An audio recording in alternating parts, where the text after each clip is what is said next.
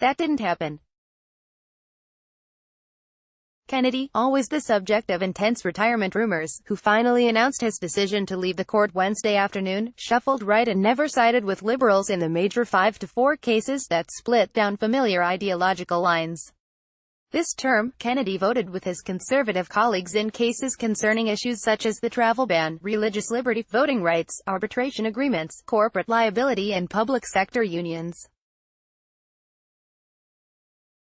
Although there were 1-9-5-4 decisions, none of those saw Justice Anthony Kennedy siding with the four more progressive justices, as he has done so often in high-profile cases in recent years, such as the gay marriage ruling in 2015, said Steve Vladeck, CNN Supreme Court analyst and professor at the University of Texas School of Law. But conservatives haven't forgotten that Kennedy cleared the way for same-sex marriage in 2015, and he voted with the liberals in 2016 in an abortion case and one concerning affirmative action. This term, there were two particularly divisive cases where all eyes were on the man who has so often provided the swing vote. One concerned a baker who refused to make a cake to celebrate a couple's wedding out of a religious objection to same-sex marriage.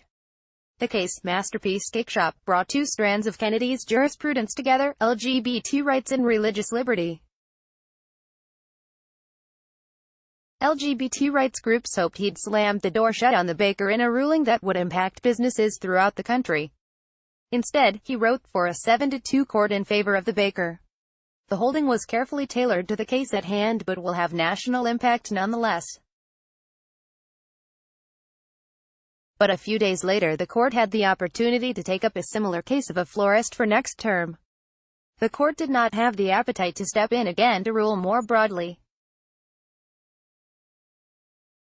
It vacated the opinion that went against the florist and sent the case back down to a lower court in light of the Masterpiece ruling. In two other cases concerning partisan gerrymandering, the court was asked to develop a legal test to determine when states go too far in drawing lines for partisan gain. While some conservatives argue such issues should be left to the political branches, Kennedy held open the door to legal challenges back in 2004. Would this be the year for Kennedy to articulate a standard rooted in equal protection or free speech? Critics of extreme partisan gerrymandering in both parties were let down when the court dodged the big question in both cases. And again, faced with the opportunity to take a similar challenge next term in a North Carolina case, the justices sent the issue back down to the lower courts. And even though Kennedy didn't side with them very much this term on the contentious cases, liberal justices are undoubtedly relieved that he decided to stay on the bench. Last year, in fact, an audience member asked Justice Ruth Bader Ginsburg an odd question during an appearance: who should eat more kale in Washington? She didn't miss a beat: Anthony Kennedy. This story was updated following Kennedy's decision to retire.